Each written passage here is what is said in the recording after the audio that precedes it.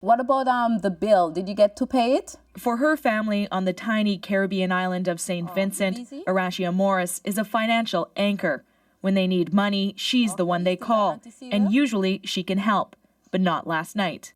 My brother called last night and asked me to help him out with a bill, and I told him I'm not going to send it because it's going to be a waste. The money she earns as a cook in a restaurant doesn't go as far anymore. The value of the loonie has dropped, not only against the U.S. dollar, but many other currencies, including the East Caribbean dollar she sends home. Sending money home was like $100 Canadian will give you like 300 to 3 something EC. But now it's awful. 100 Canadian is like 150 EC.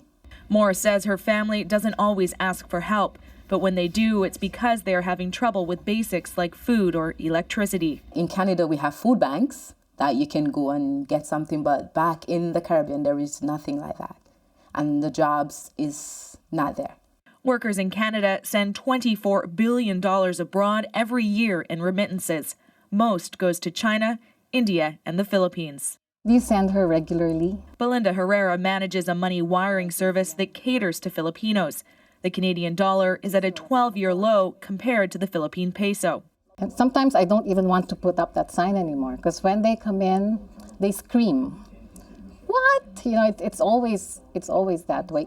So it's a 10 pesos difference. Filipina mortgage broker Rosemary Ami Seaborn sends money every month, and she has a big bill coming.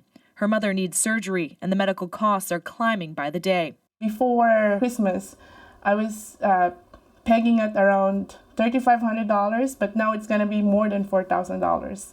So that's a big chunk there. We're talking about supporting a family with their basic needs. So it has a big impact on us, and we're just, as I've said, we're just hoping that eventually the Canadian dollar will push through. I grew up in Manila. Ami Seaborn says no matter what the value of the loonie is, she still has to help.